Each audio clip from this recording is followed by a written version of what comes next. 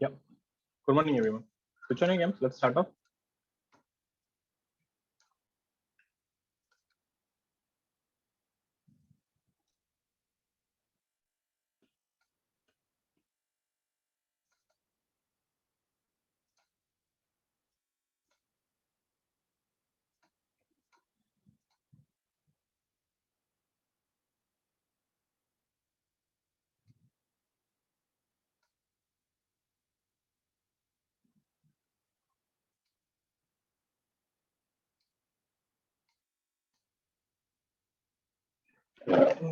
So let's start off. So this is the last thing that we're doing. The moment of inertia of a particle, about x-axis, y-axis, z-axis, the perpendicular distance. Next thing.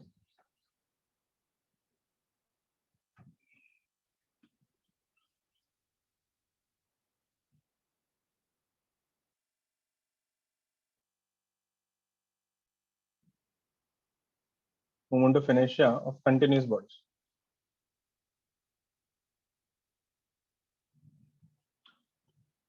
Janay, Hemi, cams on. Where are the rest? So many I'm missing.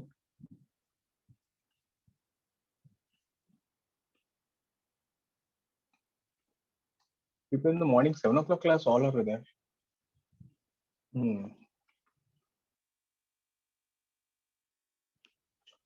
So what do you mean by continuous bodies? The first thing that we take is the rod.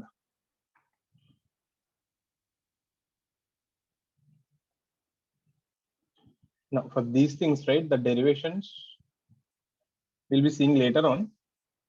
The derivations are not really that important. The results are important. So if you have a rod M and L passing through the center, so I passing through the center and perpendicular to the rod.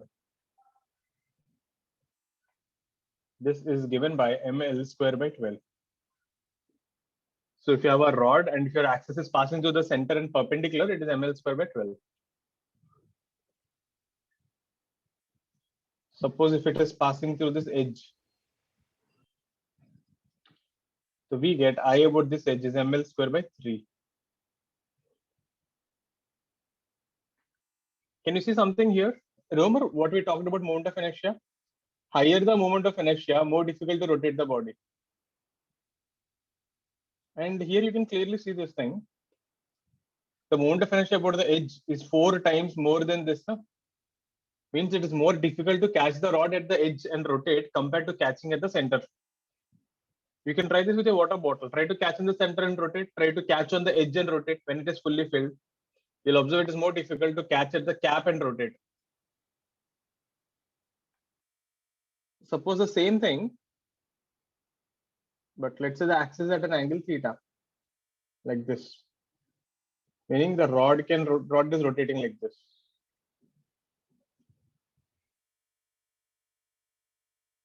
So I for this is given by ml square by 12. So this moment of inertia concept, right, is not tough, but you have to mug up a lot of things. For example, if you keep theta 90, it becomes like this now. If you make theta 90, means what? Rod will become flat. You should get case 1 ka answer. Then you have a rod like this. This distance is d. Rod is parallel to axis.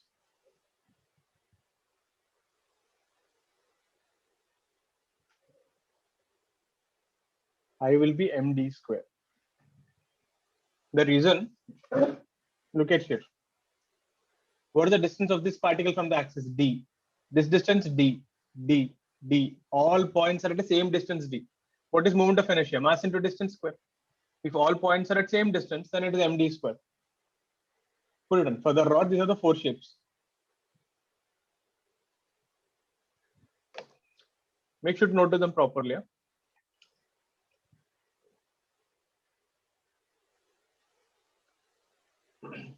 We'll make a table at the end of the chapter.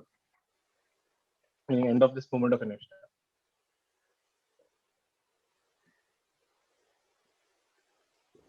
Will this be there for the test Sundays? No. It's only till torque. This is there for next week.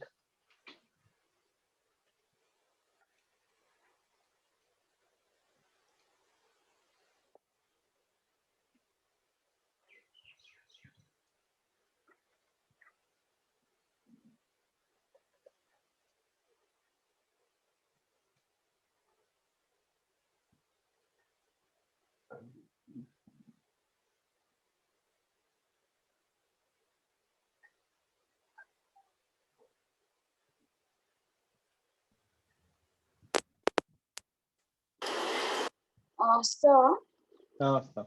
could you please give some example for the rod is parallel to the axis? I didn't understand it. It's like this, no? This is the axis, no? This is a rod. This is rotating like this. Able to visualize? It's like you walking around that temple ka thing. Yes, sir. Understood.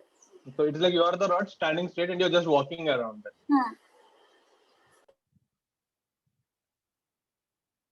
So maybe I'll just draw it that way.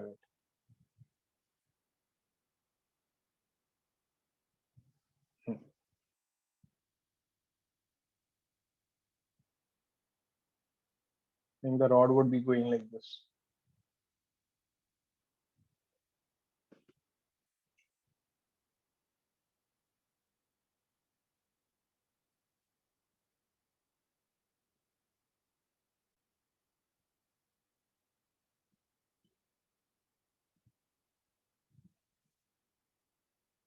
Clear? Next thing.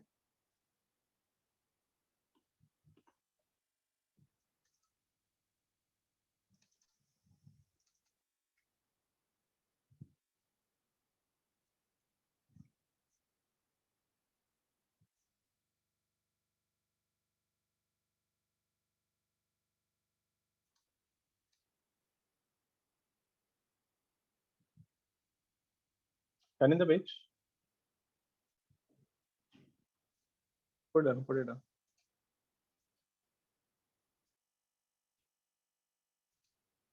Okay.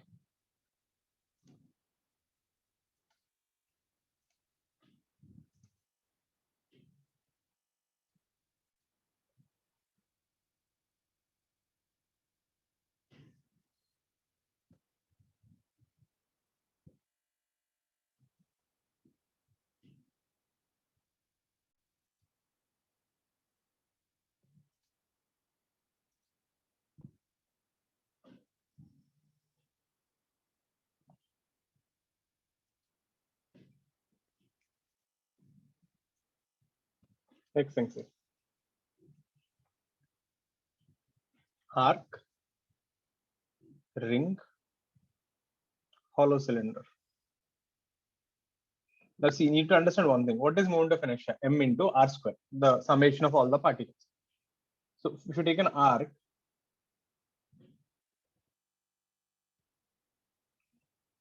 this is the axis.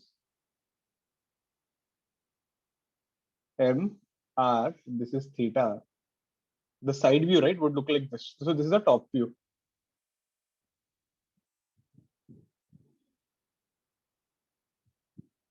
The side view would look like this, no? It's like an arc and you're just rotating about. This is the side view. I'll just mark it with another color. This is the arc. Now tell me one thing, what is the distance from this axis? What is the distance of this point from the axis? R. This point, R. This point, R. R. R. All are at same distance, no? Like I told you, it doesn't matter what is your orientation, like whether you're front, back, right, left, it doesn't matter. What matters is the perpendicular distance. So I of the arc is mr square. Now, if you make theta is equal to 2 pi, it becomes a ring. So for a ring, about the axis passing through the center, I perpendicular to plane and passing through the center,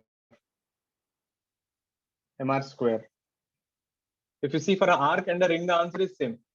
Because you can take the ring and arc and stretch it, no? Are you changing the distance? By stretching it into a full ring, you didn't change the distance, right?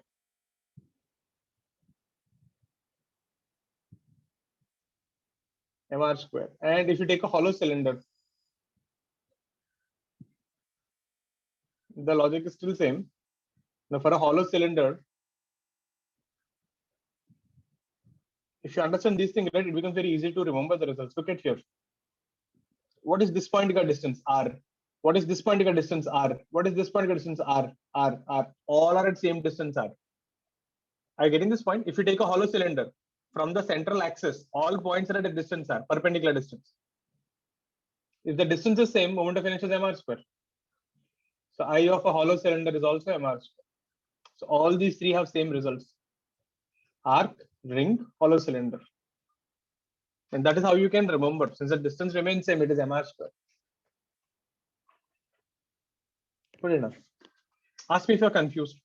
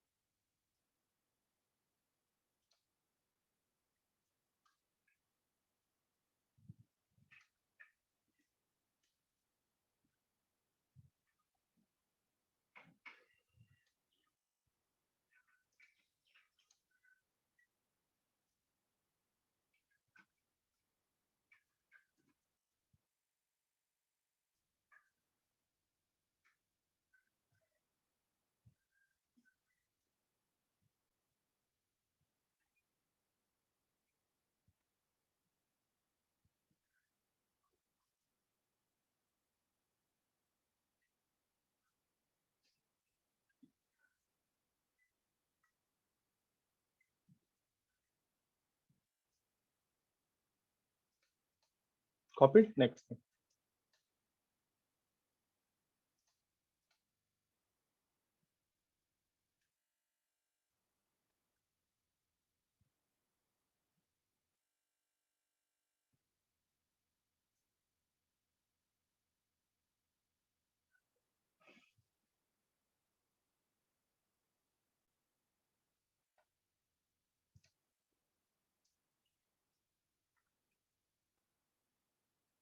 Sector, disk, solid cylinder. Again, the derivations are not important. If you have a sector like this, it is like your pizza ka piece, pizza slice. It kind of looks like arc only, but it is full. That is a catch. So for this arc is given by mr square by 2. If you have a disk,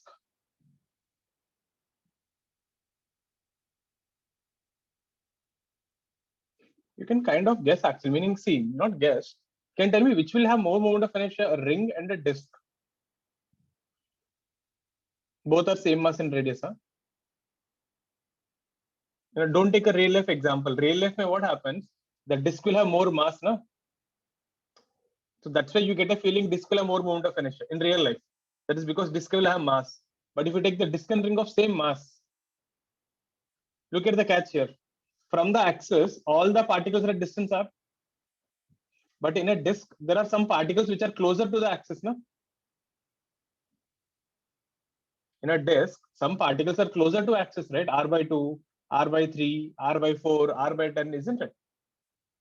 This is how the distances will change, right? That means if you take a disk and ring of same mass and radius r, the disk is more easy to rotate. So I perpendicular to the plane and passing through the center. Mr square by 2. So need to remember the results. If you take a solid cylinder,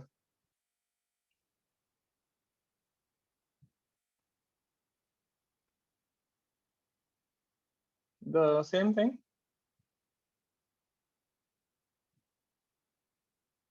You can just compress this, if you just compress the thing, it will become a disk, na?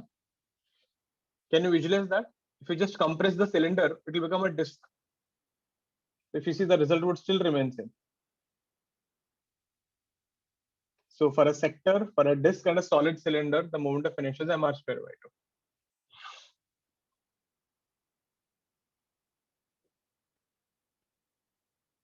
Put it down. Sir, could you go to the Okay. Previous page.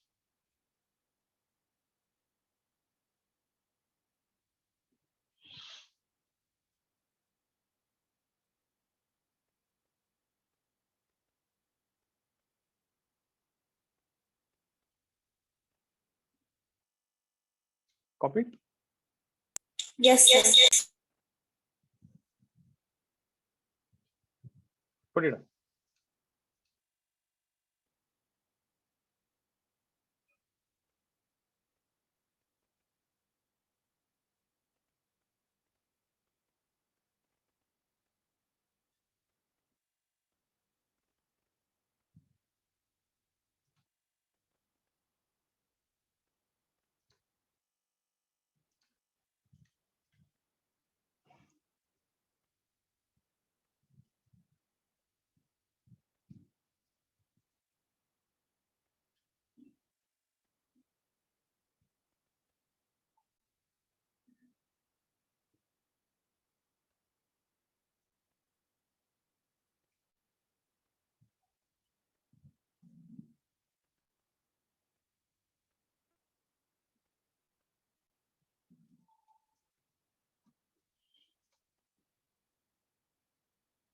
Clear. Next thing.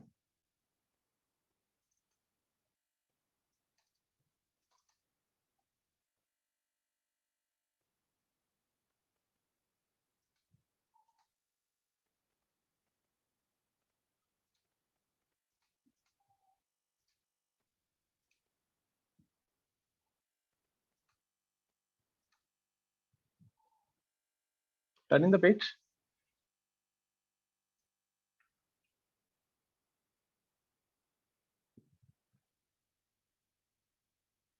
Hollow sphere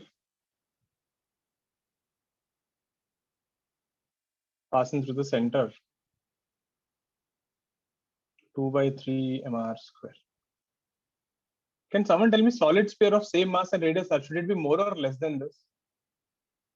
If you have a hollow sphere and a solid sphere of same mass and radius r, which is more difficult to rotate?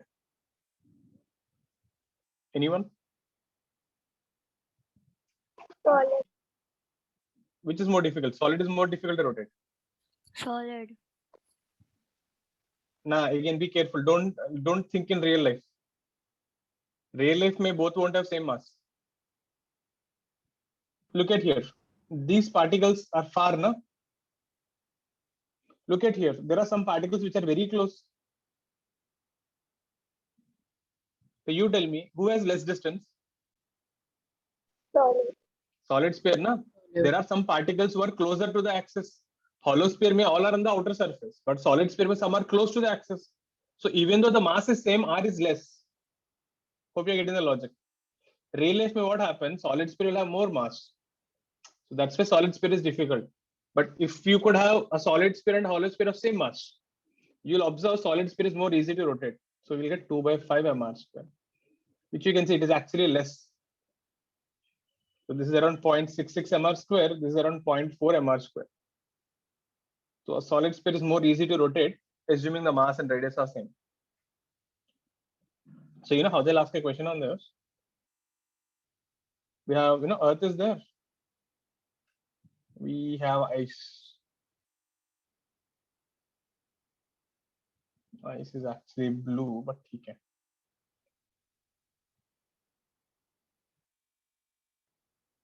If ice at the poles melt, what will happen to moment of inertia of Earth?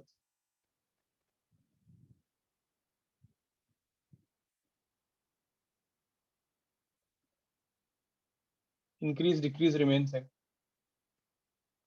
They'll ask these kind of questions. Huh? Actually, this kind of question was asked in NEET also. What happens to moment of inertia of Earth? Will it increase, decrease, remain same? Did you get my question? All the ice at the north and the south poles melt. So what will happen to the moment of inertia of the Earth? This question was asked like this: if all the ice at the poles melt, what will happen to the rotation of the Earth? We will see that later on, but it is based on moment of inertia. Any guesses? Think I'll give you 20-30 seconds.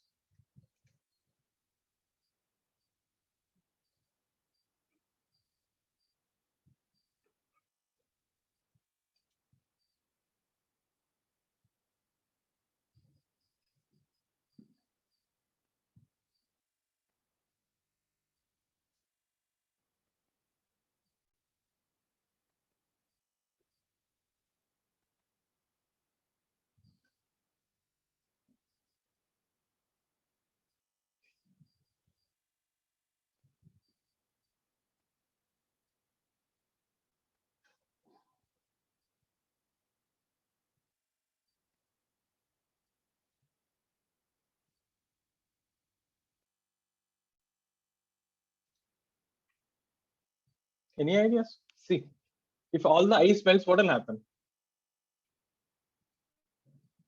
Becomes water. Where will the water go?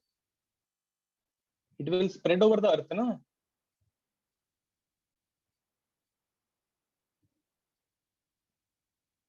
So tell me, what happened to the distance? Did it increase or decrease? Initially, all are at the pole, right? So suddenly, what happened? The distance increased, no? So what will happen to moment of inertia? Increases. Makes sense. Increases. Yeah. So the water will spread over the Earth's surface.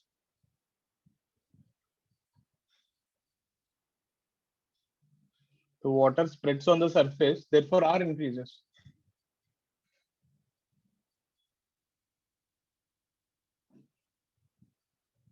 So distance from axis increases. R increases, therefore I increases. Does that make sense? So remember this concept. We will use this later on in angular momentum.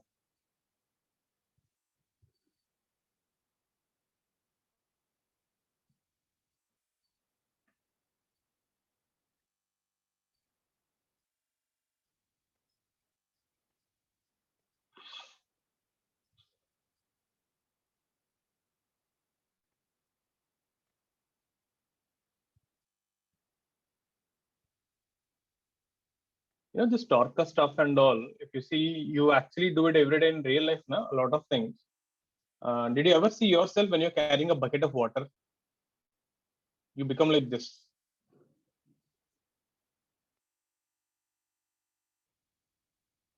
Kind of like this. You're catching a bucket of water here. You're like this. This is how you're walking. Ever observed it? You're not straight. The bucket is this side, your body ka weight is this side. You're trying to balance the torque about this point. It is more easy to carry 2 buckets of water. This I learned when I was lifting water.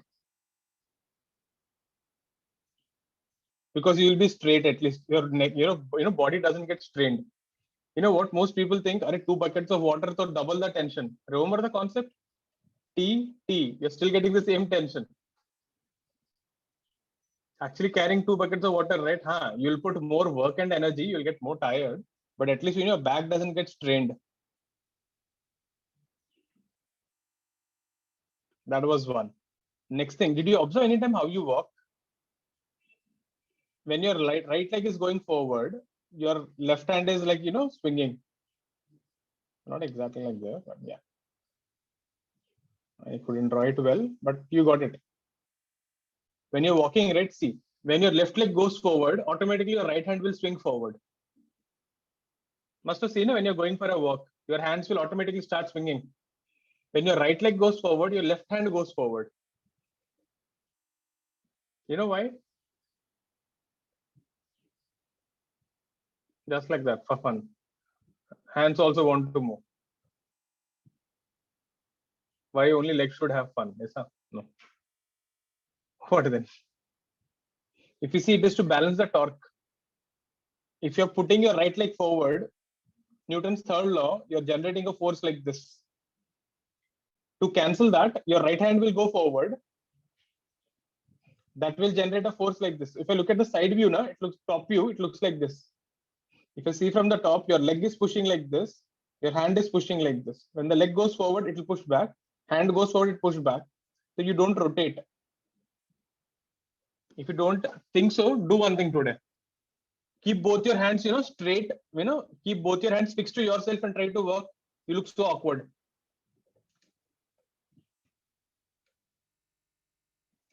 You're getting it?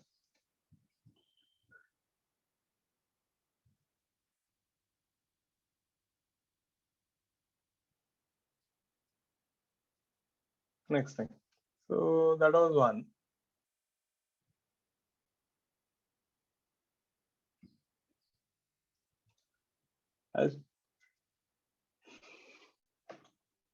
There's a lot of things on that actually. There is a special technique. If you're there's one kind of martial art. I don't know Korean or Japanese. There, right, they teach you how to run or how to walk in a very different way.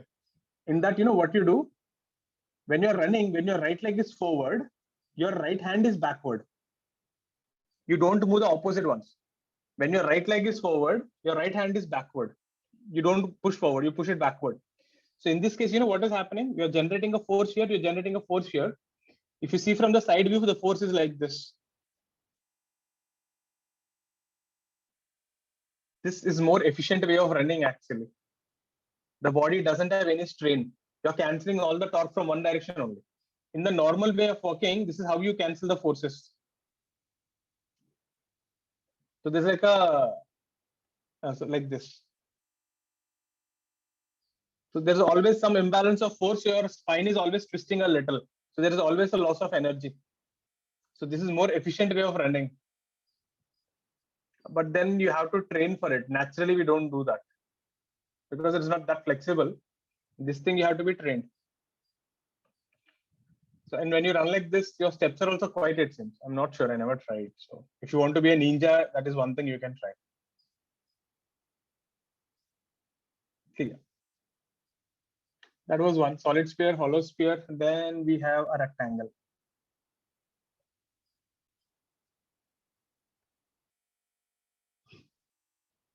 So we have a rectangular sheet,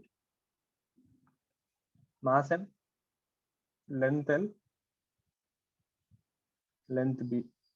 So this is your axis of rotation, center.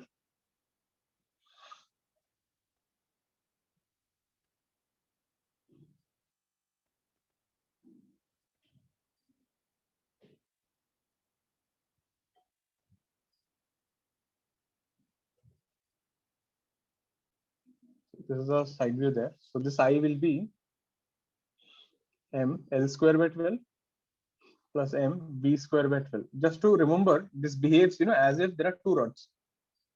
And this whole system behaves as if it is made of two rods, one rod of length L and one rod of length B. And you know the Rodka formula, just now we saw about the center.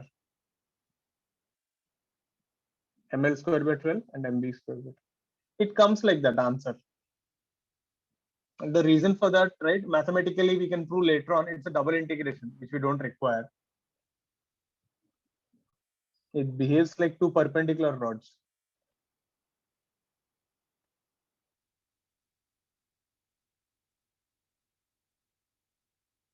Of L and B.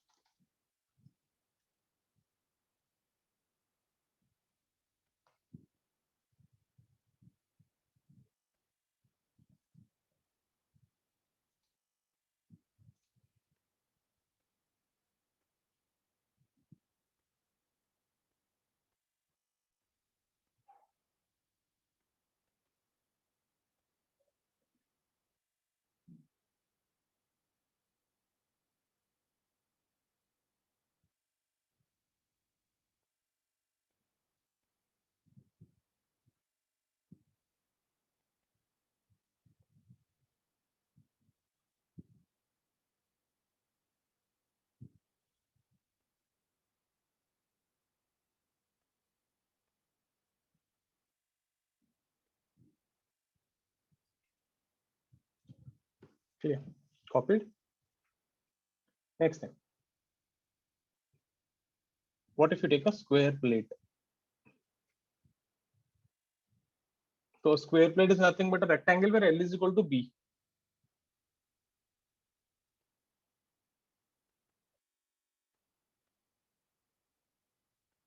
mass M, side A.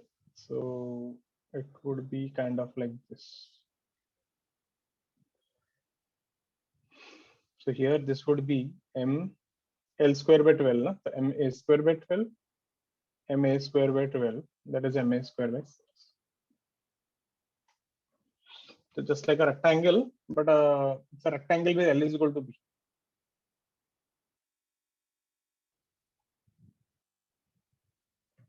This square, right, has very interesting results also that you should remember. If you take the square plate like this, and if you take about this axis,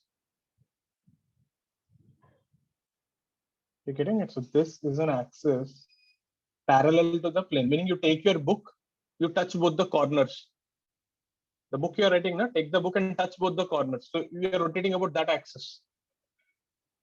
Axis parallel to plane and passing through center.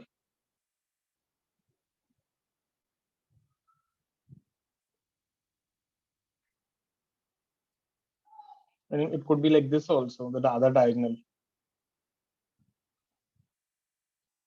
So we get, for this case, I would be half of this, MA square by 12.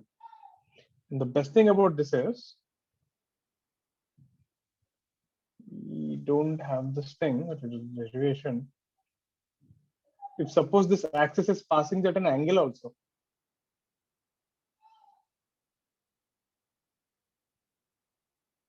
the I will still remain same. It is independent of theta. No matter where the axis is, the only condition should pass through center.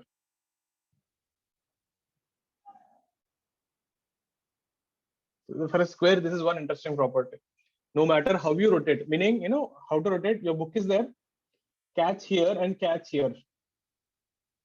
Draw a line passing through the center and try to rotate about that point. Meaning for a square, as long as the line passes through the center, the effort taken is same, no matter which axis it is, independent of theta. These things will be direct questions. Right? So they'll give you like theta is equal to 30 degrees. They'll ask you find moment of inertia. People get confused. Okay, 30 degrees, how to involve that? So you should know that result. For a square plate, independent of theta, you get same moment of inertia.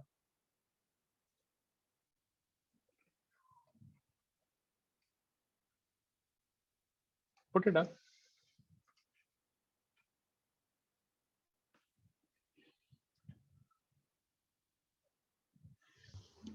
Sir, हाँ Simran. so for square, it is L is equal to B is equal to A. L is equal to? L is equal to B is equal to A. Length is equal to breadth is equal to A. For a square, length and breadth are equal. Na? You have written rectangle. I wrote because the formula is this na, for a rectangle. ML square root MB square root. So I'm substituting L is A and B is A. Okay. I mean to say that. Got it? And sir, like in the Huh. second statement, I is equal to MA square upon 12. 12, right. That we get it from a different derivation. So that's the result. See, did you get the difference in axis? This is perpendicular to the plane. This is parallel to the plane. Both are different. Okay, got it.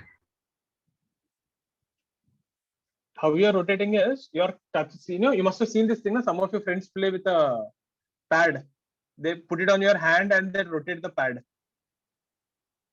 So that is like this, like the Vishnu Chakram. That is better. So now you'll realize. This is like, you know, you're catching your book on the diagonal and you're rotating it. So it is in the plane.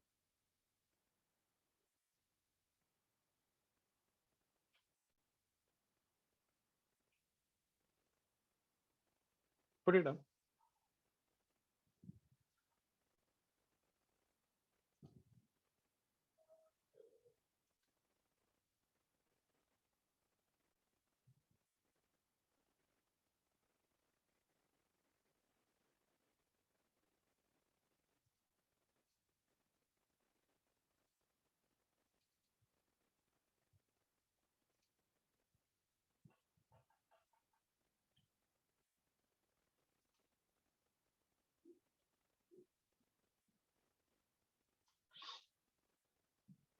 Turn the page.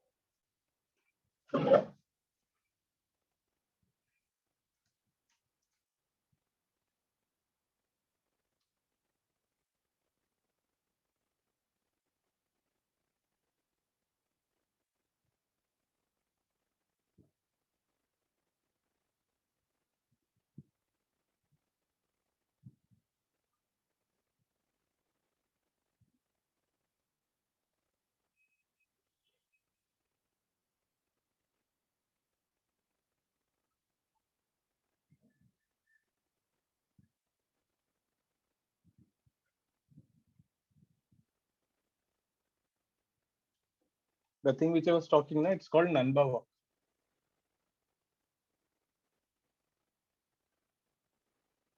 Looks kind of weird. It looks like kind of a little dancing types, but it was nice. Check it out, number walk. This is the thing which I was talking, where you don't have too much stress. So if you want to be a ninja, this is one of the things which you should learn. And that was one thing. Another thing, you should keep your hands back and run. That is Naruto ka running. So in case you're seeing Naruto or something, you'll understand what I'm talking. In case you're not saying, don't worry, it's not in JEE or NEET portion. Doesn't matter. Next thing. So what if you have a cube?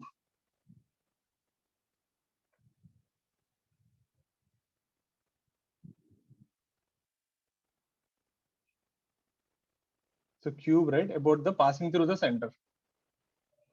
If you see, this is as good as a square plate. If you compress the cube, what do we get? A square plate, no? So I of a cube is same as a square plate, ma square by 6.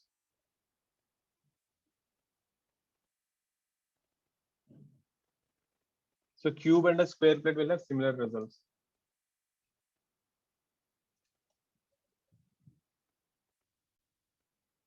So there are a lot of stuff you have to mug up. So in a way, it is a good thing. So if you know all the mode of inertia results, it becomes quite easy. So we already know how to calculate torque, and we are trying to find I for each shape.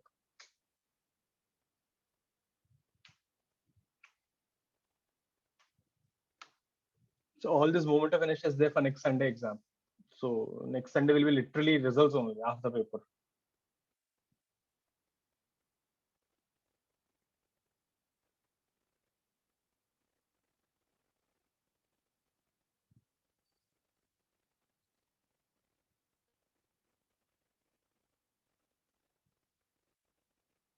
Turning the page. Sir.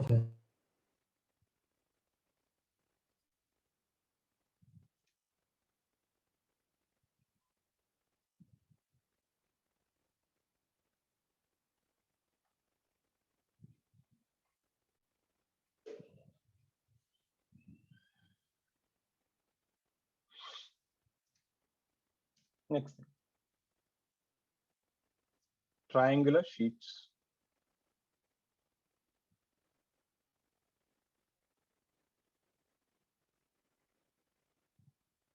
So if you have a scalene triangle,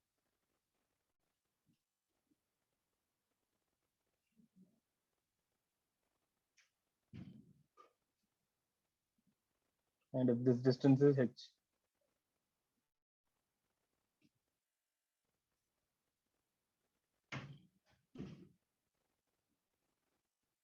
h is the height from vertex to base,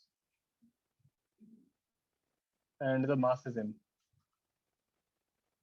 You get a pretty interesting result. I is given by mh square by 6. It is independent of the base. You take any triangle, scalene triangle, it doesn't matter.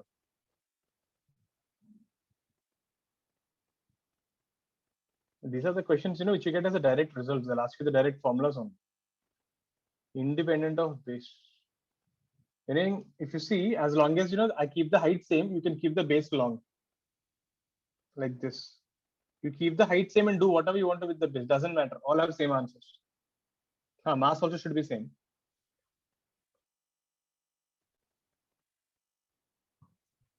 Why that works? Actually, you prove it with integration again. We are not interested.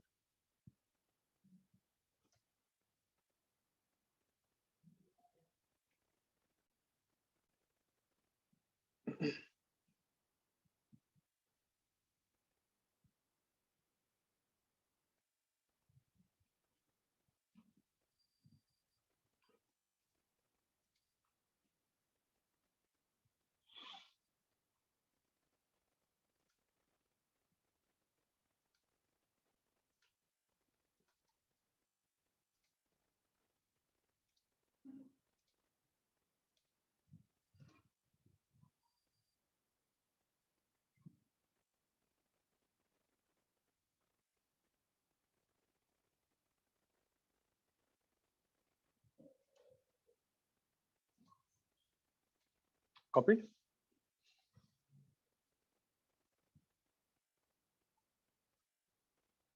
Put it on, put it on. So meaning if you take a triangle and try to rotate over the base, as long as you keep the height and the mass same, any triangle would have the same effort.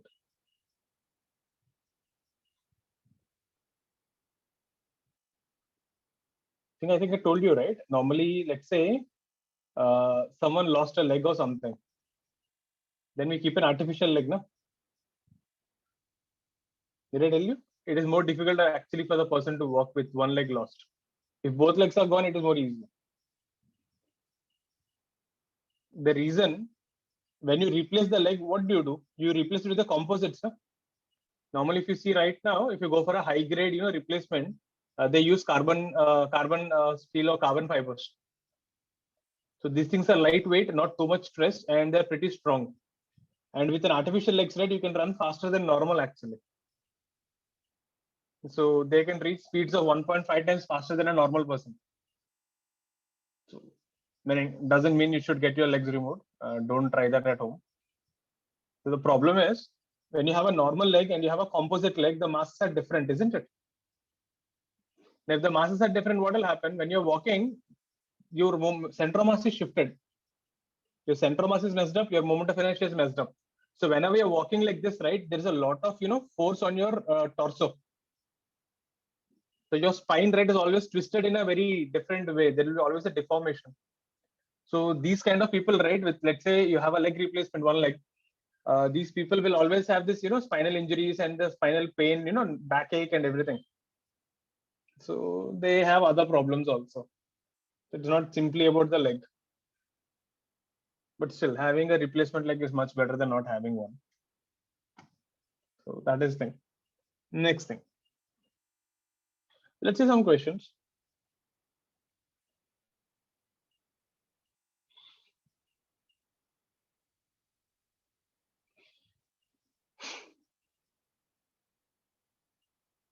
I have a rod M L. Okay. Now what it did? The rod is bent at the center.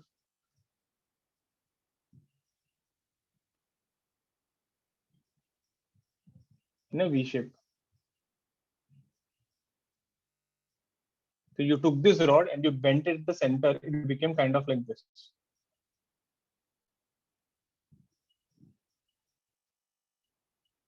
Are you able to visualize? Meaning it became M by 2, L by 2, M by 2, L by 2. Meaning the top view would look like this. And this is the axis. This is the top view. So the question is, what happens to the moment of inertia? Increase, decrease, remains same. So I can ask you, what is moment of inertia before and after bending? Hope the question is able to visualize. In case question is not clear, please ask me. You have a rod M and L, a line is passing through the center. So that is the initial moment of inertia. That's the result I gave you directly. Now you took that rod and you bent at the center into a V shape. Angle is theta. What will happen to the moment of inertia? Will it increase, decrease, or remain same? Or depends on theta. There will be 4 options like that.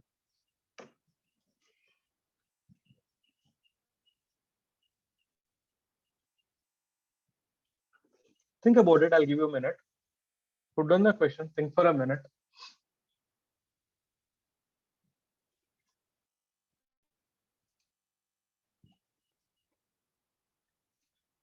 Think about it. I'll just be back in a minute.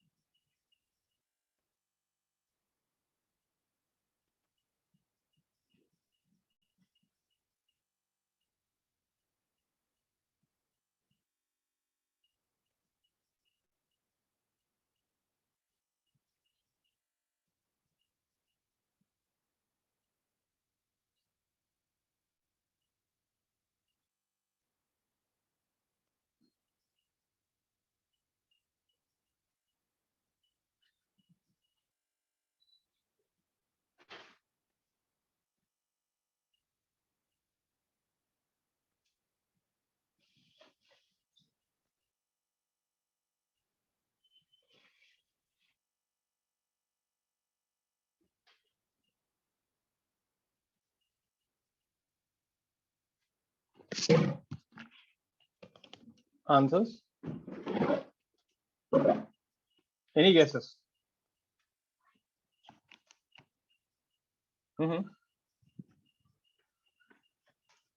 No guesses. You can be wrong. That's okay. But it should be a logical guess. It shouldn't be like inky pinky donkey type guess. Head and tail. Those are not guesses. You should give me a reason.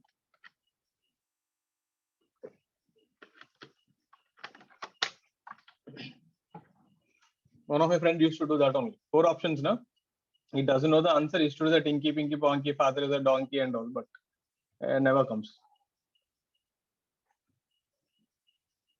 Father has a donkey, right? He can have a big deal. Doesn't matter. Like, see.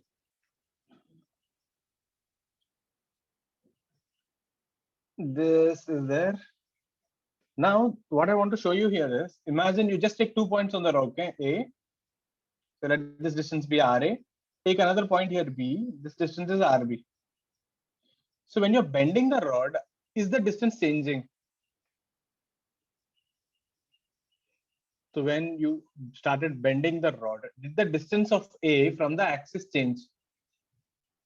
No, right? The perpendicular distance is still the same. So this distance didn't change. So the catch is the perpendicular distances from the axis does not change. Perpendicular distance from axis does not change due to bending.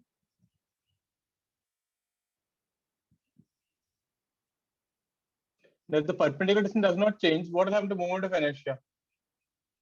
Same. See, if M is same and R is same, why it will change? So it doesn't matter. So what is the answer for this guy? ML square by 12. What is the answer for this guy? So it is independent of theta, ML square by 12. You bend a rod in the center, it doesn't matter. Does this make sense? Put it up.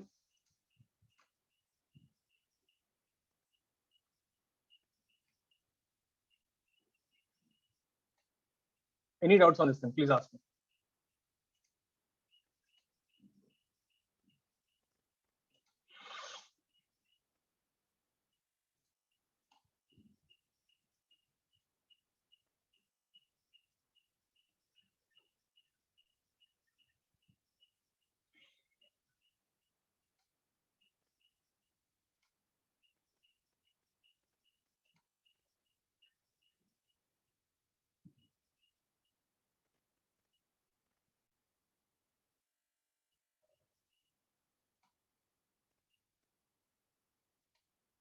Turn in the page. Just. Yeah.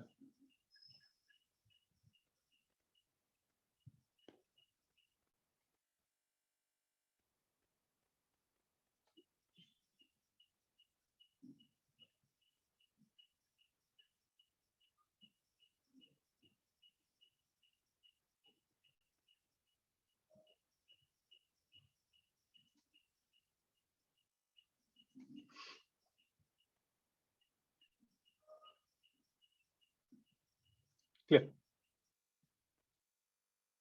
Let's see one more. We have a rod. We have a rod of double the length. They're made of same material.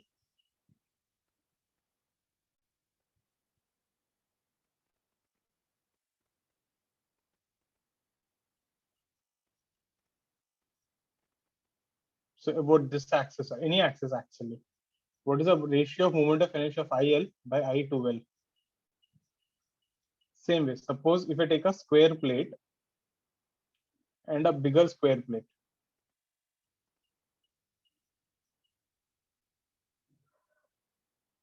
This side is A and this side is 2A. What is the moment of inertia of a square plate A and square plate 2A? Suppose if I take a sphere, radius R, radius 2R, solid sphere. And this is a straightforward question they did ask. Find the ratio of moment of inertia of solid sphere of R and 2R. Got my question? All are made of same material.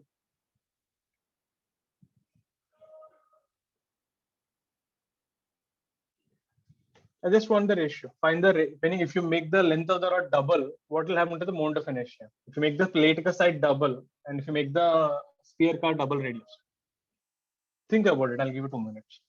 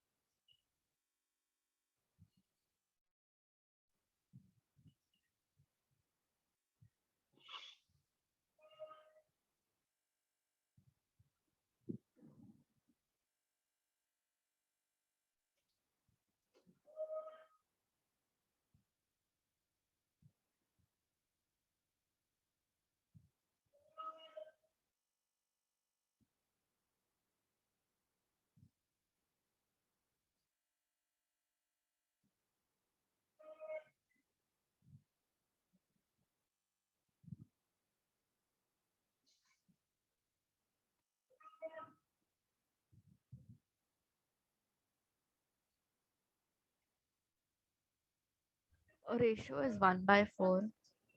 The first one. Yeah, first and Same second. for all, I got. Let's see. For linear objects, mass is proportional to length. Meaning, if you have a rod of length L, mass would be m. If you take a rod of length 2L, mass should be 2m. Agreed? Now, look at this thing. I is proportional to mass into length square. And you know, mass is also proportional to length, meaning I is proportional to L cube. Na? Are you getting it? If you take a rod of mass 2m and 2L, mass is becoming double, length is also becoming double. So I will be proportional to L cube. So IL by I2L would be 1/8. So if you double the length of the rod, it takes 8 times more effort to rotate. Because mass is increasing, length is also increasing. It is just not mass. If you take for sheets,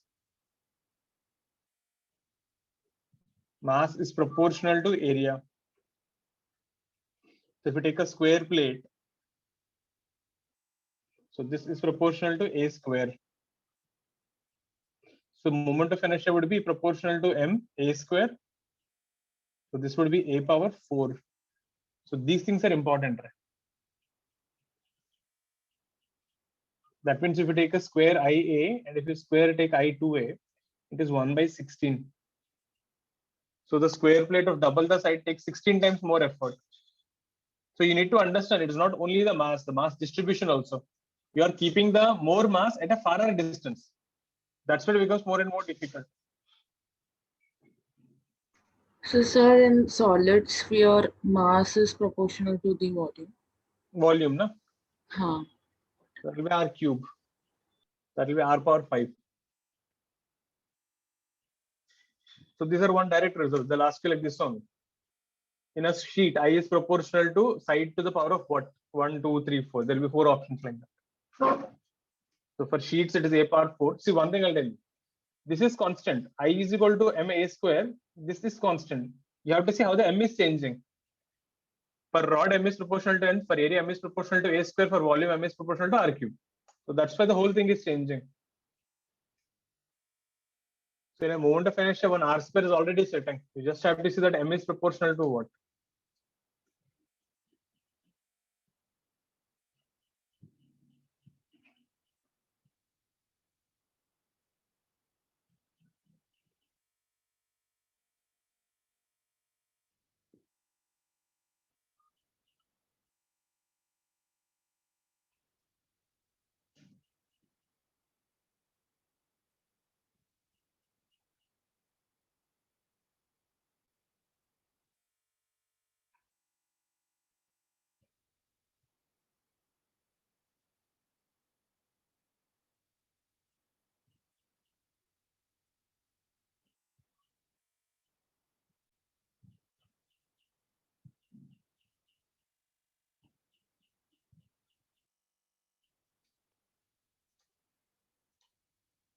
Clear? Next thing, turn the page.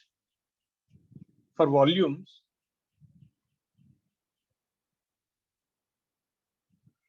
mass is proportional to R cube or A cube, whatever you want to call.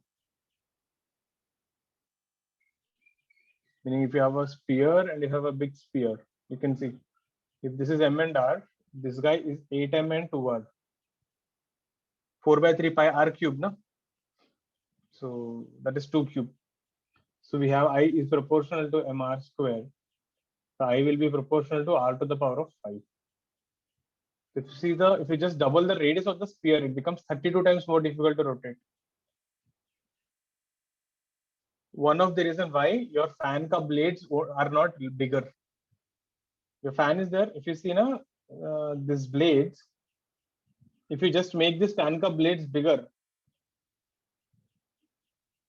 these are what sheets, no? Phi will be proportional to a power 4, means the fan ka motor should be 16 times more powerful to rotate with the same speed. If you increase the length of your fan ka blades, you need a motor which is 16 times more powerful if you double the length of the fan blades. That's why we don't make the fan ka blades longer. Actually, would have got a lot more breeze, but you're compromising for the speed, then speed will decrease. So if you ever gone to a station, I have seen this in Andheri station. You have a huge fan blades, pretty long. I think they're almost like 2 meters long, I guess. And if you see, they have a very special motor on the top. It's a very high powered motor, not a regular fan.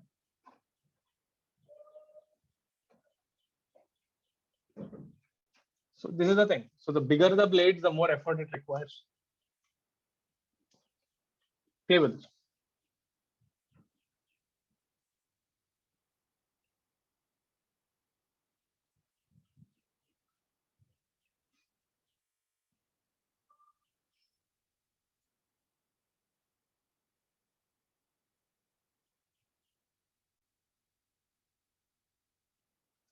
Next one. So these all are straightforward results.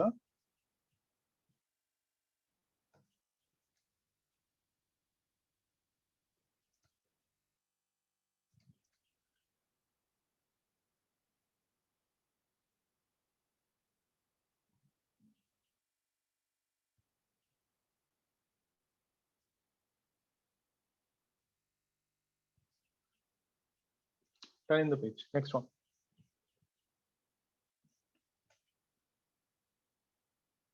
We have a square frame, not a square sheet. Okay. Square frame made of 4 identical rods.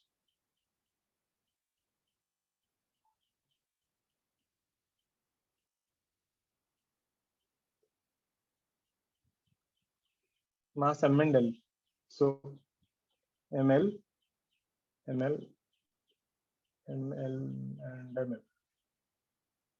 So we have one axis like this. This is IA passing through one of the side. This is IB passing through the center. Both are in the plane.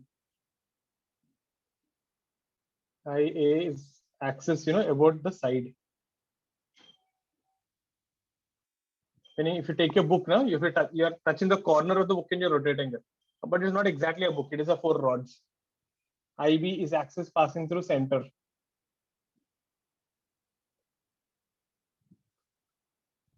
About center and in the center of the rods and in the plane. As shown basically.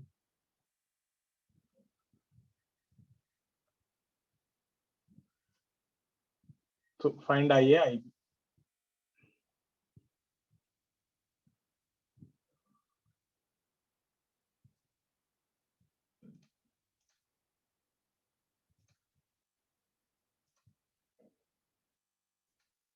Put it down. Let me show you one. Then you can try the second part.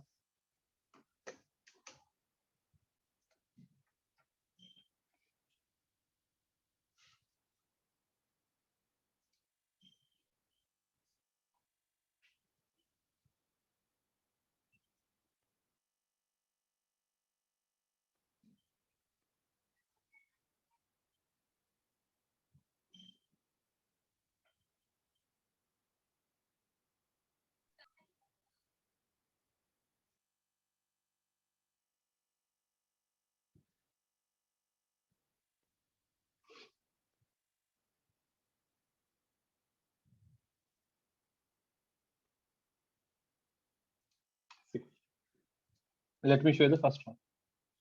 Remember this thing? We wrote a statement in the last class. So The moment of inertia behaves like a scalar about an axis, meaning you can just add it up like a scalar. Bolo na. 1 second, can you show that?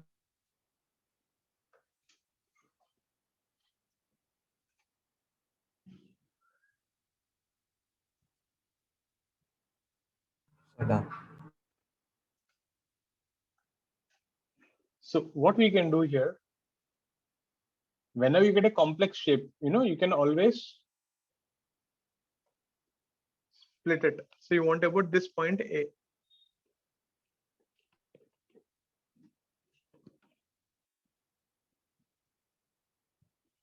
So what we are going to do,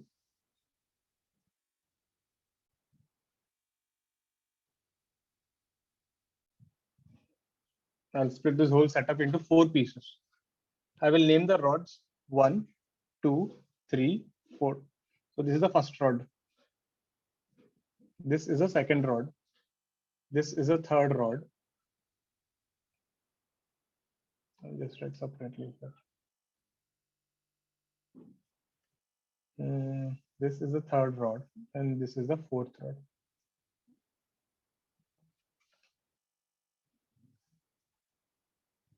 And I know how to do for each rod separately. What is the moment of inertia of this rod? 0. Why? What is the perpendicular distance? Since r is 0. If the rod is on the axis, there's no perpendicular distance, na? What about this thing? ml square by 3. How do I know that? We did just today. The results, this result. So we are going to use these two results. Rod parallel to the axis, rod at the edge. What about this guy? If you see, this is a perpendicular distance, L. The ml square. Again, this is ml square by 3. Your final answer would be simply add them all. 0 ml square by 3 plus ml square plus ml square by 3. So that's ml square 1 plus 2 by 3. 5 ml square by 3. So this is the logic behind it. If there are 4 rods, treat each rod separately, find moment of inertia and just add them up. So that is how we do. Even if there are 10 rods, we do the same thing. Now you guys try about the center. That is IB. Now you try for IB. I'll give you 2 minutes.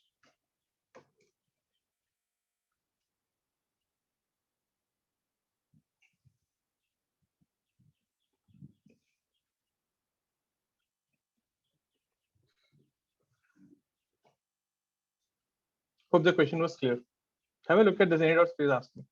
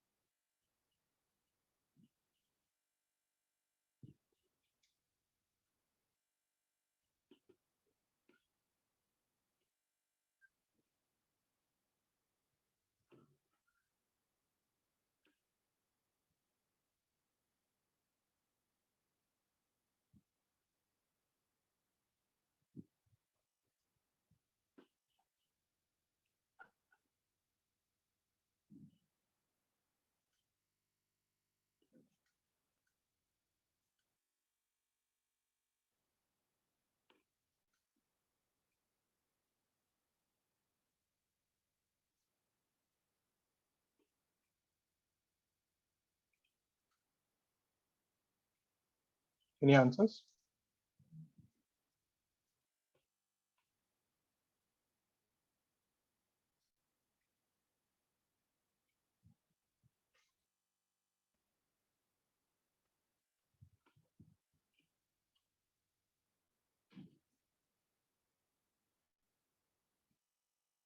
So we take 4 rods.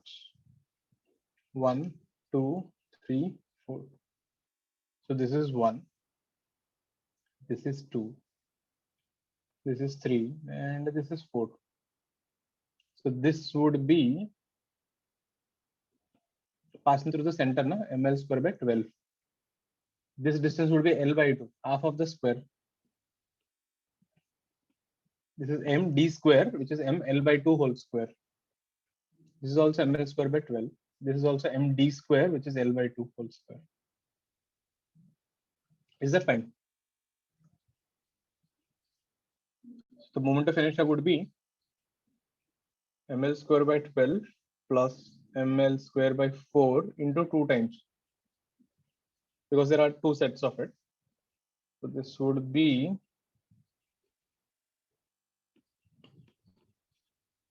2 ml square by 3. If you see here, the answer, this was 5 ml square by 3. This is 2 ml square by 3, meaning it is more easy to rotate about the center compared to the edge. Kind of obvious actually, there's a distance is more. If you want to rotate a square plate or a book, it is more easy to rotate about the center compared to the edges.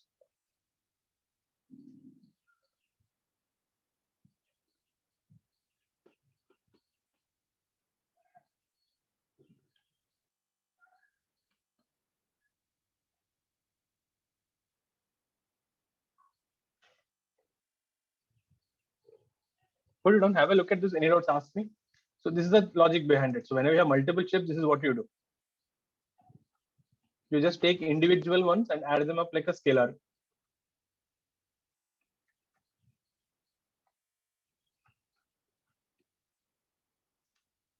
Next one.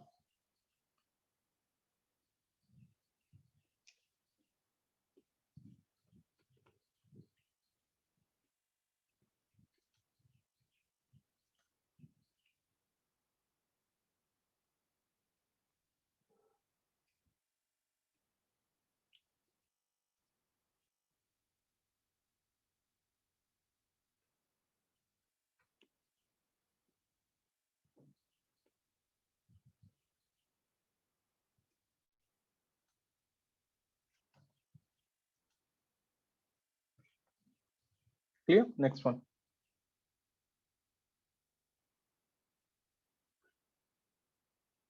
Turn the page.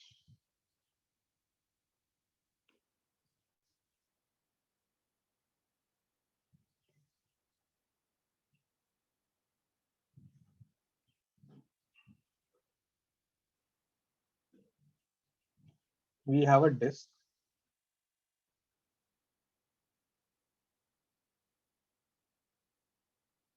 Right? The moment of inertia is I. The disk is radius r. Then what you did, you took another disk of same thickness and same material.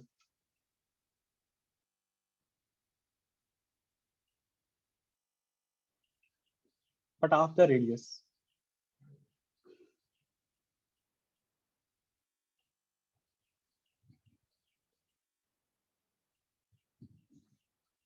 And placed on it.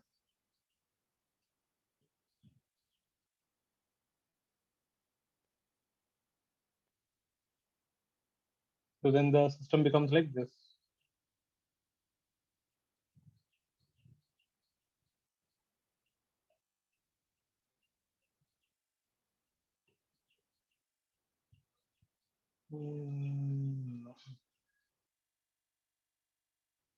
Better. So it becomes like this. Meaning this was r by 2 and this was r. So find the new moment of inertia. This is how they ask a question. This is a neat level question. This is a neat question. So they said this is I. For one disk, it is I. If you keep a small disk on top of it, what is the new moment of inertia? So your answer should come in terms of I.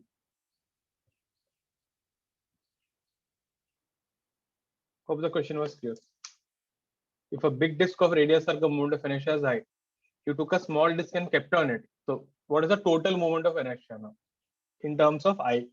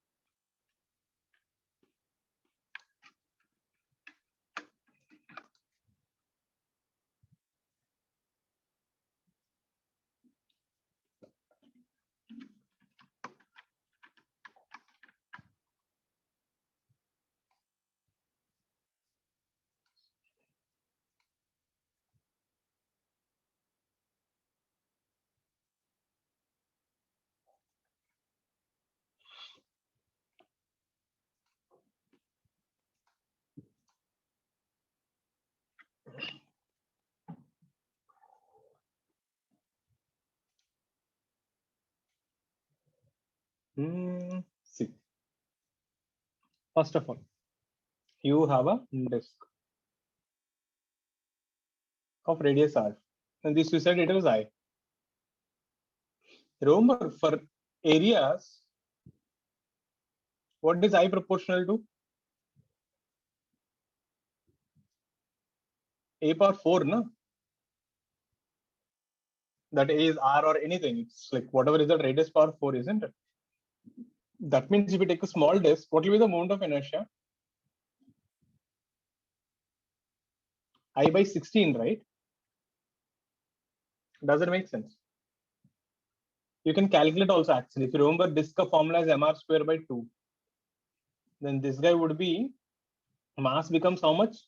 Mass becomes 1/4. Because again, mass is proportional to area. And this becomes r by 2 whole square by 2. If you say it is I by 16. So what is the final answer? If you just add these two one on another, the new moment of inertia would be 17 I by 16. Na? So you don't need to know the actual value also, because the answer is asked in terms of I. So the main catch is this. If the big disk is I, the small disk will be I by 16. Is this fine? Check it out, ask me if you're confused. So you can just add it like a scalar.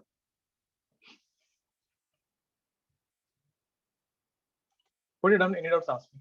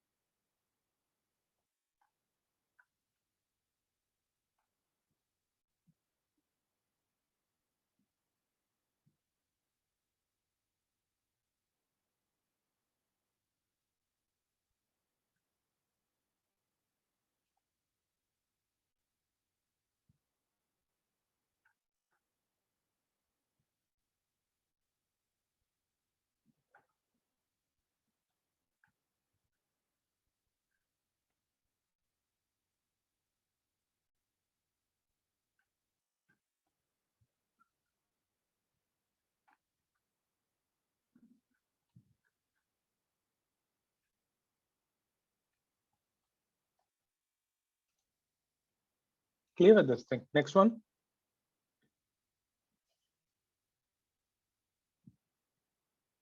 Next one. Now you have a ring, a disk basically, with a cavity. I told you we'll do these problems again here. So this was R and this was 2R. Sigma is mass per unit area.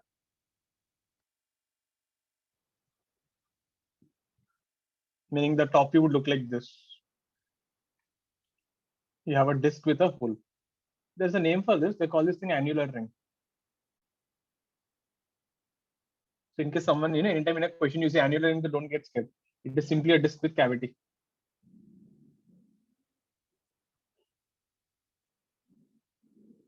The concentric cavity. Now cavity is not any random place. It should be in the center. So this was R and this was 2R. Find moment of inertia in terms of sigma and R. So you have a disk with a cavity of R removed in the middle.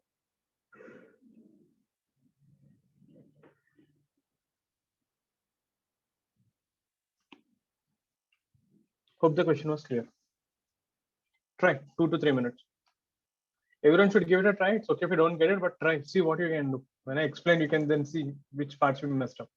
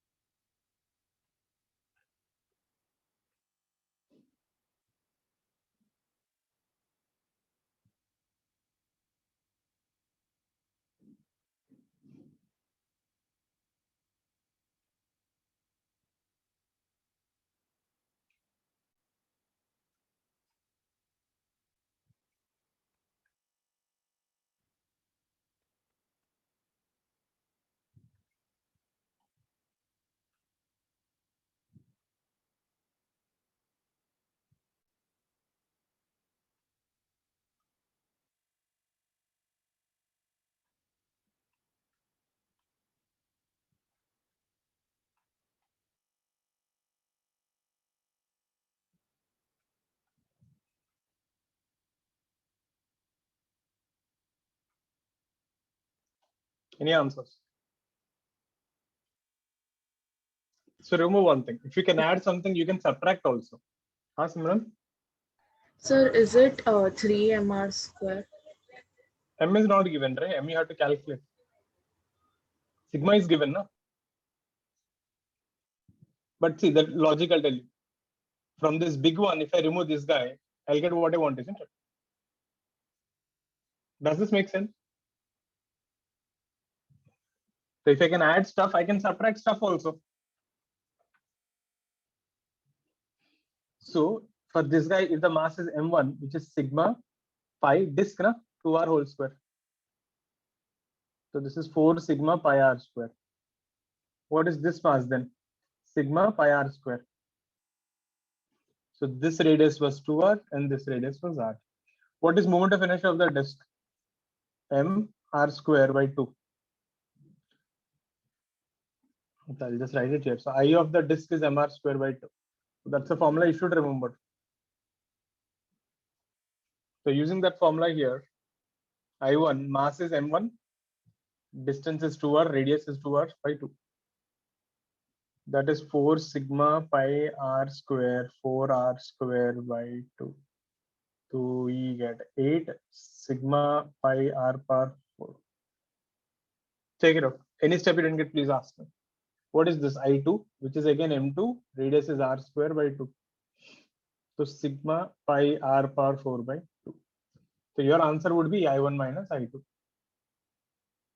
which is sigma pi r power 4. Take it out common, you get 8 minus half. That is 15 by 2. Pretty standard question, huh? Comes in mains.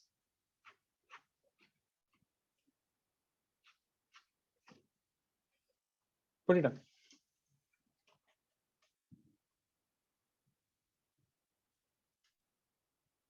So you can add stuff, you can remove stuff. So moment of inertia behaves like that. But the main thing is, if you observe something, you should know your results. Without results, you have gone with this part. So make sure to mug up all of them before next class, because next Sunday anyway you have it. And next Sunday the test will be completely based on this formulas only.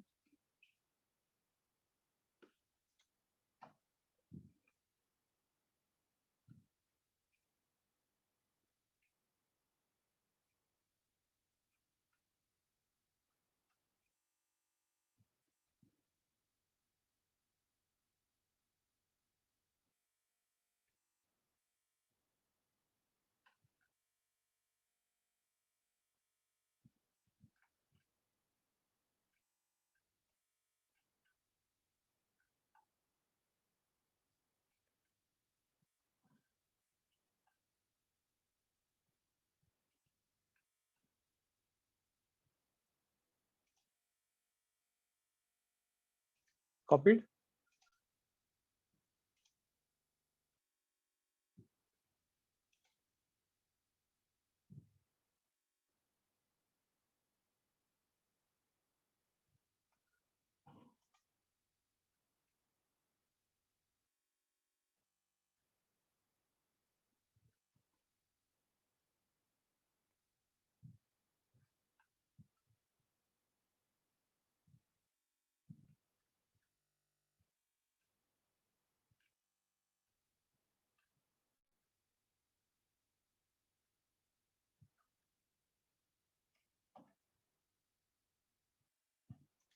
See, next time.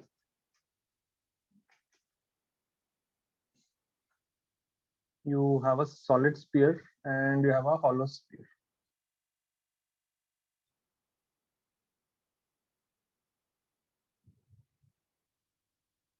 MR.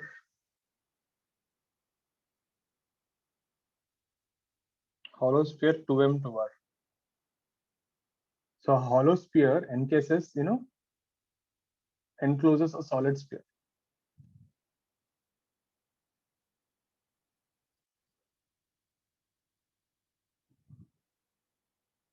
As shown. Find moment definition of the system. Again, you should know the result for hollow and solid sphere.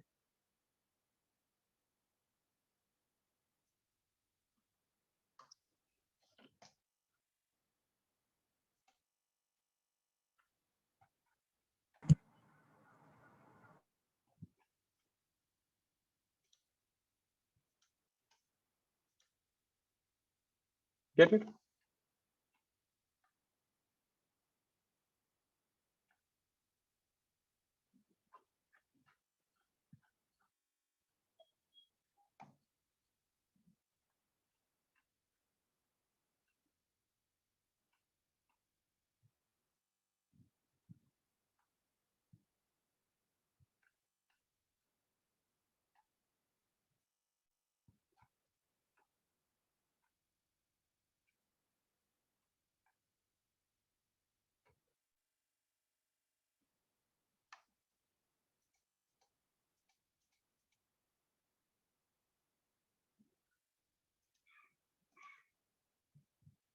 Turn the page. See, this thing is what?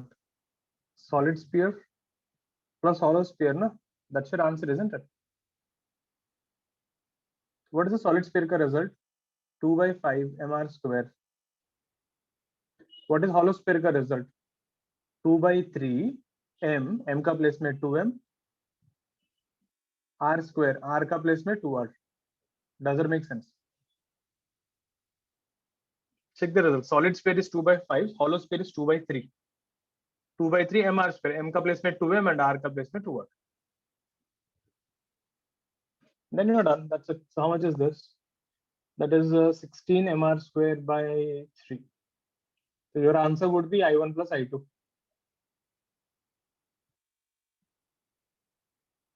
So I of the system would be mr square 2 by 5 plus 16 by 3. That is 3 2s are 6 and that is 86 by 15.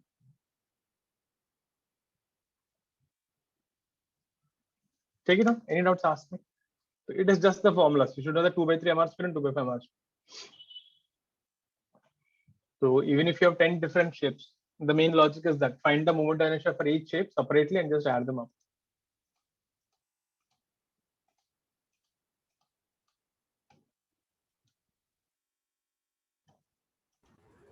So it's saying video unable to start. Okay.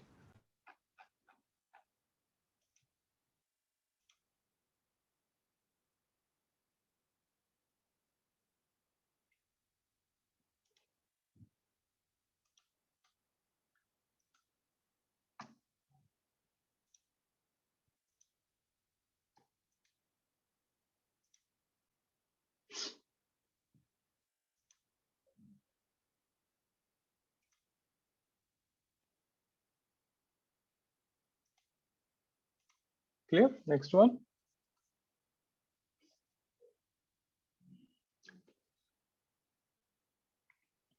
This question, they asked in both JEE and NEET. Not the complete question, but part of it. We have A, B, C. AC is greater than AB. That is given. So I want you to find moment of inertia both. So arrange moment of inertia, that is IAC, IAB, and IBC in ascending order.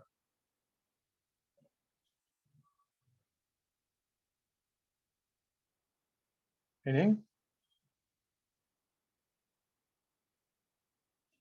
so you are rotating about this axis, you're rotating about this axis, you're rotating about this axis. So there are three ways you can rotate. Na? So among them, which one is the more easiest to rotate, which is the more toughest to rotate? Basically, which has the highest I and least I? Arrange them in ascending order.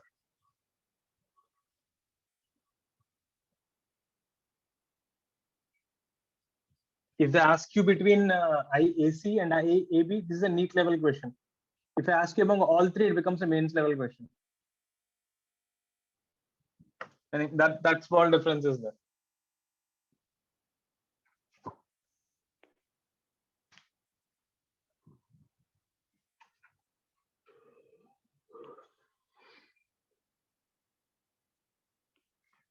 So this is the reason, when people think, sir, mains and NEET, why it is not that, it is not really not that different. So you just try to take it one step extra and it is done. Okay, any guesses? Someone said 3, 2, 1. Let's see. Think, I'll give you a minute. 1, 3, 2. Okay. Let's see. I'm not sure. Everyone should try.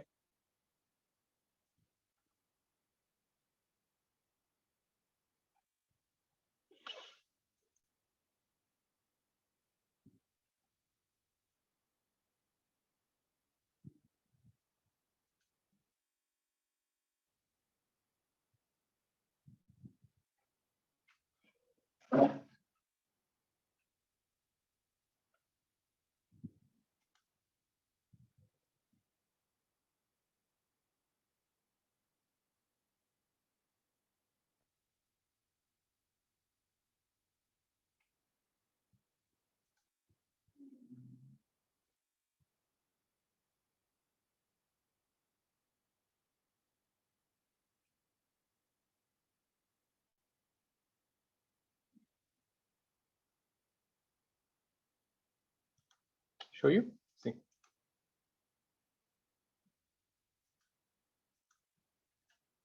First thing. You can guess among the first two actually easily. But third one, you have to think a little. When you talk about this guy, and when you talk about this guy, what is the farthest point? For this guy, this is the farthest point, right? And for this guy, this is the farthest point, right? So for both of them, you have same mass, but who has more distance? This is farer, right? This is far compared to this, agreed? So we can say this IBC will be greater than the IAC. So ABC, so IAB is greater than this thing. Fair enough. But remember, we have a result actually. I wrote the result. For a square sheet, what is I? I is mh square by 6.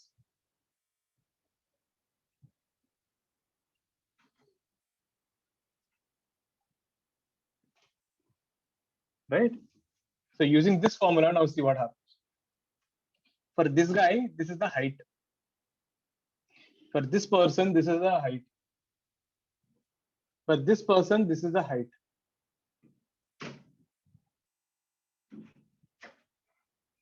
So whoever has more height will have more moment of inertia. So among H3, H1, which is greater? Among H3 and H1, which is greater? See, look at this triangle. This was H3, this was H1. It's a right angle triangle, right? H1 is greater. It's a hypotenuse, no? H1 is greater than H3. This is the hypotenuse.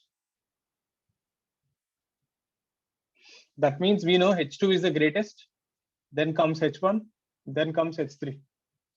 Since I is proportional to H square, then IAB is the greatest, then IAC is the second, and then last is IBC. Clear with this thing? So the answer would be like 213.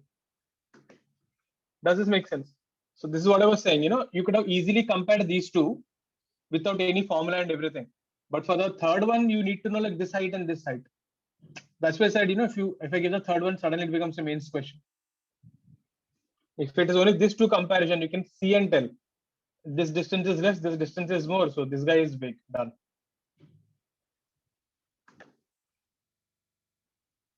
Fine, now reverse it, ascending order, descending order. So in that case, it will be what? 3, 1, 2.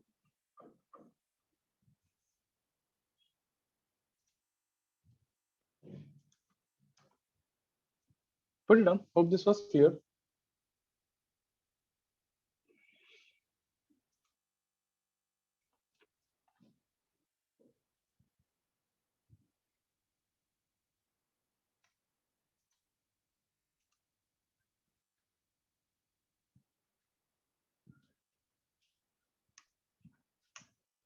I think this chapter we will reach 100 problems, I guess, in the class.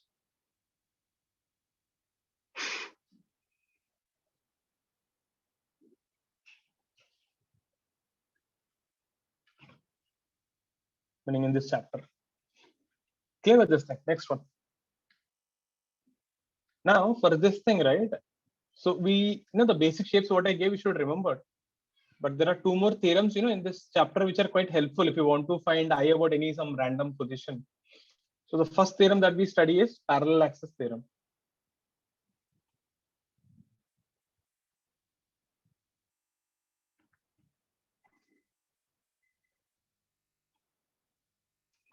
What the parallel axis theorem says is, if you have a body, any random body, doesn't matter. This is the center of mass. This is some point A. And if there are two parallel axes passing through the center of mass and point A, it says moment of inertia about A is equal to sum of moment of inertia about center of mass and product of mass into square of the distance between the axes.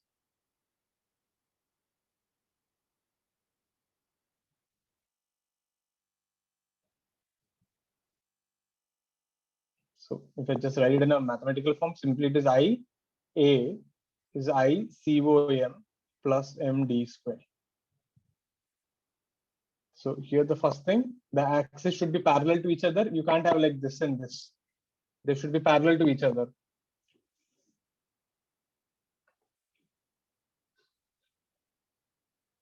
And D is the distance between the parallel axes.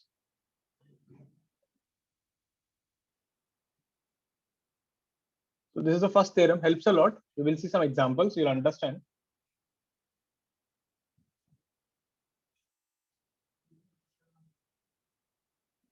So this is the result. So moment of inertia about any axis is center of mass, the moment of inertia plus m into distance between them. So again, there your center of mass came back. So if you don't know where is the center of mass for a system, you can't solve the questions. So like I told you, that center of mass is the starting chapter, which the whole reason you learned center of mass is for this chapter only, if you ask me. Kind of. Put it down.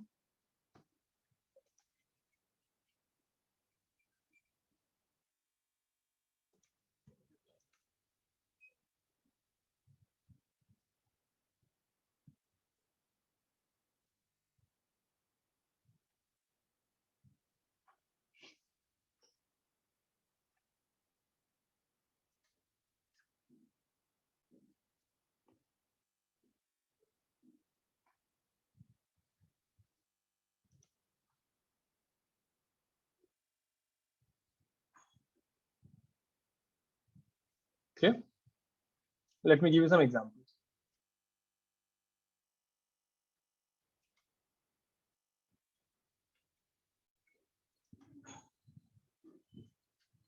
See.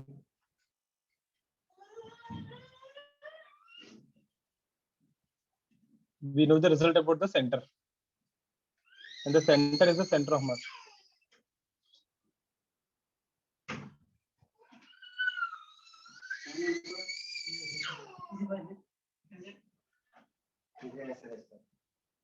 Right, and now you want to find about the edge length. This result we already know, but let's see what happens.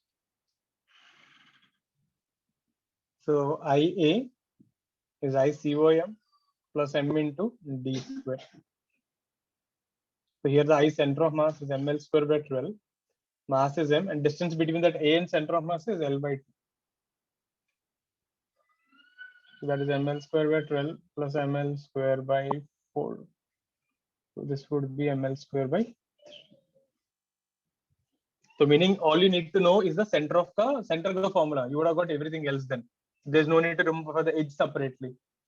Let me give you one more example. Suppose what if someone gives you like this? This is the axis and this rod is here. Then the axis is not on the rod only. And this distance is, let's say, 2L. Then now we don't know any formula for this, but you can use this thing again. So IA is I center of mass plus MD square. The D become 2L now. ML square by 12. So you should know about the center of mass formula. That is standard which I have to mug up. M into 2L whole square. So that would be ml square by 1 by 12 plus 4. 49 ml square by 12. So if you know about the center of mass and they ask you about any random point, you can still find using this thing. Put it down. Let's do a few more examples.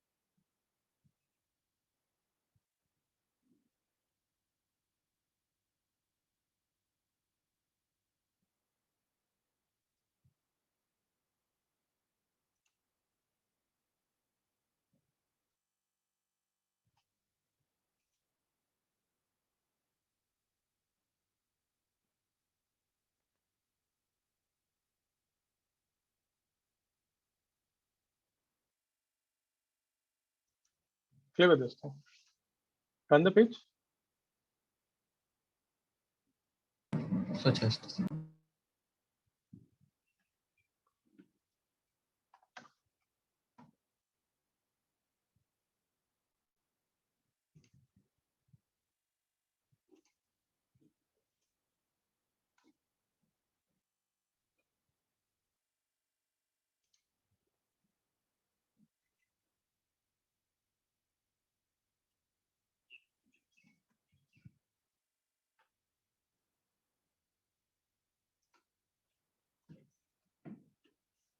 Next one. Suppose if I give the same question, you have a rod, center of mass, but A is here now. And this is L by 3. This is what I was saying. How many results will you remember? L by 3, L by 4, L by 5. But if you know one basic result and if you know this formula, you can finish it off. Find IA.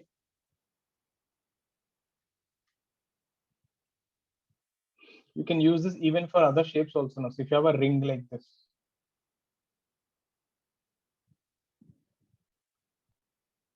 this is A. So find IA. You can do for all random shapes, like if you take even a square plate or a disc.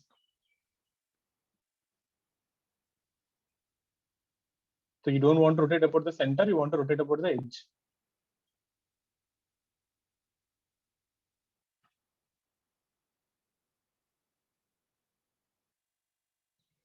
hollow sphere.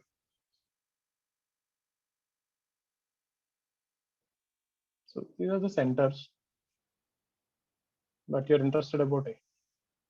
Get all this four. Try. I'll go 2-3 minutes. So again, you should know your basic results for ring, hollow sphere, solid sphere about the center.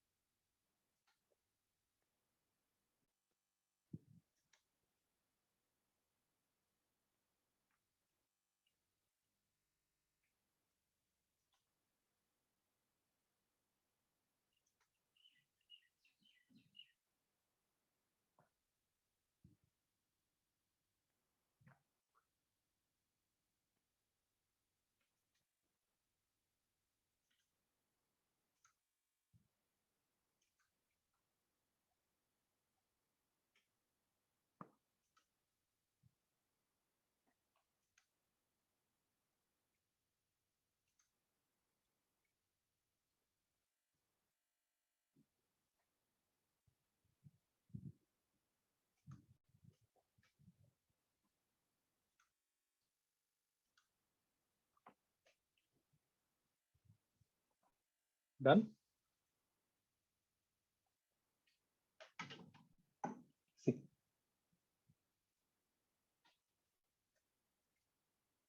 This now. IA would be the center, ml square by 12 plus m into distance square, L by 3 whole square. That would be ml square 1 by 12 by 1 by 9. If we take out 3 common, there will be 1 by 4 plus 1 by 3, that is 7 by 12. 7 ml square by 36. Got this? What about this guy? About the center, the ring is how much? I COM and this distance is R.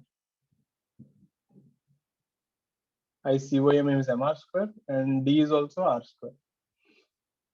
Means to rotate the ring about the edge, meaning if you catch the tip of the ring and rotate circumference, it is 2 times more effort than the center. What about the disc? Disc center of mass is MR square by 2 plus MR square. So you get these kind of questions. So, but you should know your basic formula. So using this parallel axis theorem, right, you can find about any parallel axis. So you need not remember for all different possibilities. Just remember the basic one and then just keep adding MD square.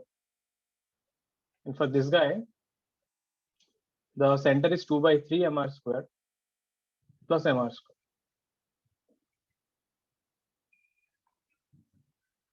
Because this is the perpendicular distance. That would be 5 by 3 MR square. Check it out. Any doubts on this, please ask.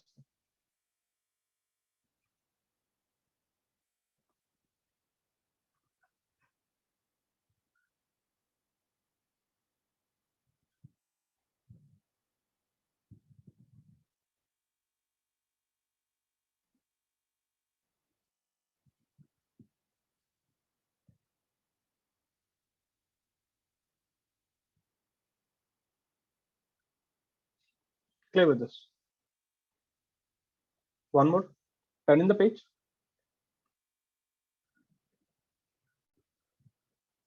Can you do for this thing?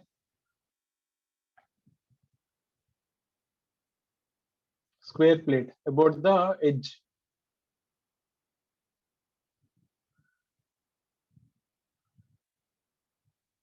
So about the vertex, one of the vertex.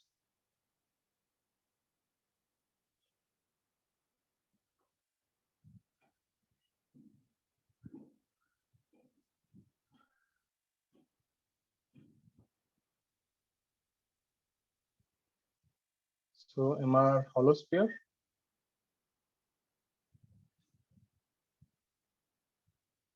MR solid sphere. So now there are two, both are attached like this. So one is solid and one is hollow. Get that? Finish off. These are the last two.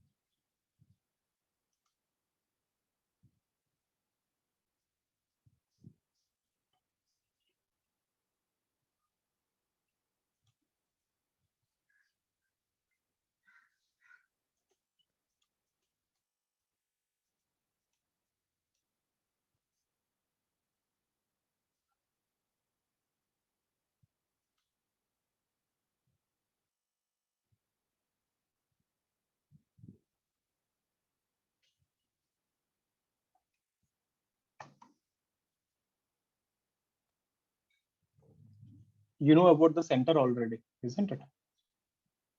So here what you're interested is the perpendicular distance you have to get. So this is the center of mass and this was point A. How much is this distance? A by root 2, no? Half of the diagonal. Right? Half of the diagonal. No? So I about A would be I center of mass, that is MA square by 6 plus M into D square, that is A by root 2 ka whole square. So that is MA square by 6 plus MA square by 2. 2 by 3 MA square. Got that? So this was I center of mass. This was MD square.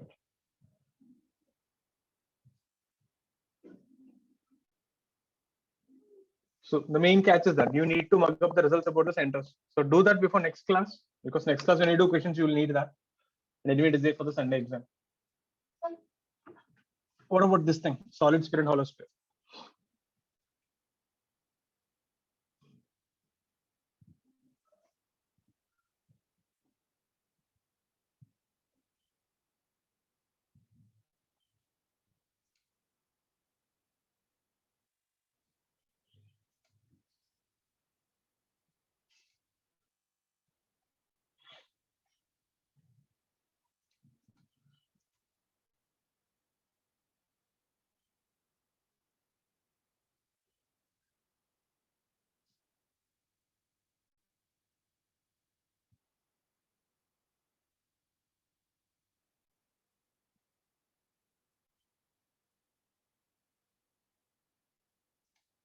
This, see, first you had to take them separately. This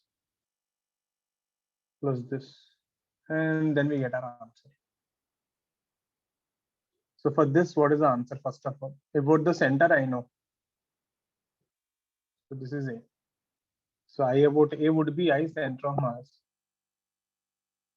plus MD square, which is 2 by 3 MR square plus MR square. This was 5 MR square by 3. This also about the center, I know.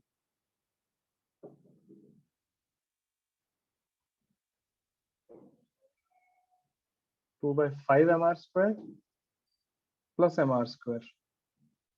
This is 7 by 5 MR square. So what's your answer? Your answer is 5 by 3 MR square plus 7 by 5 MR square. You just add them up. So you apply parallax theorem individually and just then add them up. So that would be MR square 5 by 3 plus 7 by 5 So that would be 25 plus 21. 46 by 15. That's your answer.